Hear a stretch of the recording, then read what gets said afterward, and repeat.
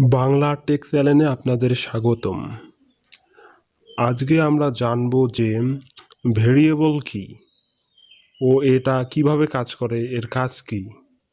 এই ভেরিয়েবলটা পাইথন প্রোগ্রামে অনেক গুরুত্বপূর্ণ একটি বিষয়, যা আমরা যখন মোবাইল দিয়ে কোড করব তখন আমরা দেখব যে ইথিক্যাল হ্যাকারেরা কিভাবে এই ভেরিয়েবলের মাধ্যমে বিভিন্ন কোড লেখে, বা আমরা বিভিন্ন জিনিস হ্যাক করার ক্ষেত্রে এই ভেরিয়েবলটা কিন্তু লাগবে। এই ভেরিয়েবলটা না জানলে আমরা এই পাইথন প্রোগ্রামের কিছুই জানবো না। তাই এখন আমাদের চলে যেতে হবে পাইডট3 অ্যাপটার মধ্যে। এই অ্যাপটা কীভাবে ইনস্টল করা হয় তা আমি প্রথম পর্বেই দেখিয়েছি। এখানে ধরো আমরা লিখবো যে এ ইকুয়েল যে কোনো একটা সংখ্যা নেবেন।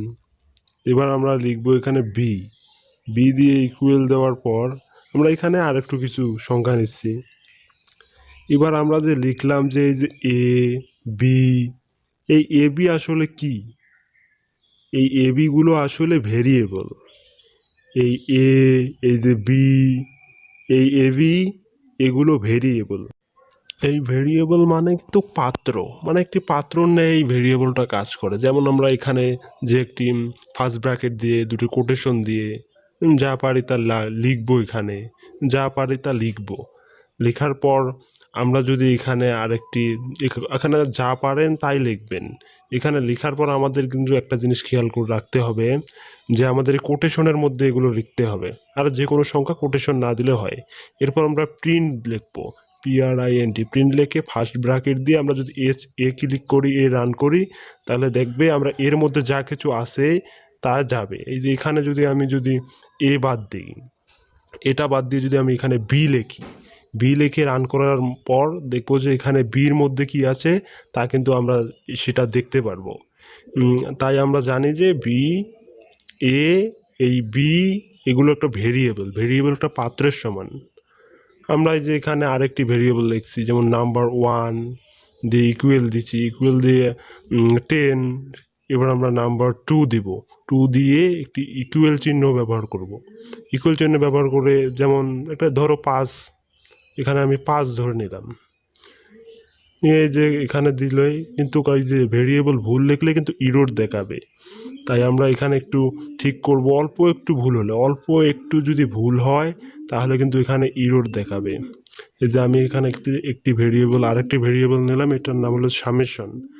এই সামেশনের পর আমি ইকুয়াল চিহ্ন দিয়ে number 1 plus number 2, number 1 plus number 2 লেখার পর যদি আমি এখানে যে চিহ্নটি আছে প্রিন্ট, এই প্রিন্ট লেখার পর আমাদের এখানে ফার্স্ট ব্র্যাকেট ব্যবহার করতে হবে। এরপর দুটি কোটেশন দেওয়ার পর আমাদের এখানে লিখতে হবে সামেশন, SUM ATION, সামেশন। এখন আমাদের লিখতে হবে রেজাল্ট, RESULT, রেজাল্ট। রেজাল্ট লেখার পর আমরা এখানে কিছু চিহ্ন দিব। আমি একটি স্ক্রিনশট দিব, আমি একটি পিক দিব, যা আপনারা স্ক্রিনশট দিয়ে রাখবেন। পরবর্তী ভিডিওতে আপনাদের কাজে লাগবে, বা আপনারাও স্ক্রিনশট দিয়ে দেখে দেখে প্র্যাকটিস করতে পারবেন। এই যে আমি এখানে দেওয়ার পর আমাদের দেখা যাচ্ছে এখানে ইরোডটা আসলে কেন হয়েছে। এই যে আমি এখানে দেখাচ্ছি 1-এর এখানে ইরোড, মানে 1-এর এই ভেরিয়েবলটা আমি লিখছি নাম্বার, তাই আমার এখানে দেখাচ্ছে নাম্বারের মধ্যে কোনো সমস্যা হয়েছে, নাম্বার লেখাটার মধ্যে। এই যে লাইন 4-এর মধ্যে আমাকে একটা ইরোড দেখাচ্ছে। আমি এবার যদি ভালো করে দেখি, আমি এখান থেকে যাওয়ার পর ভালো করে এখানে দেখি, এই যে এখানে নাম্বার যে লেখাটা আছে, এই নাম্বারের এখানে আমি এম দেইনি।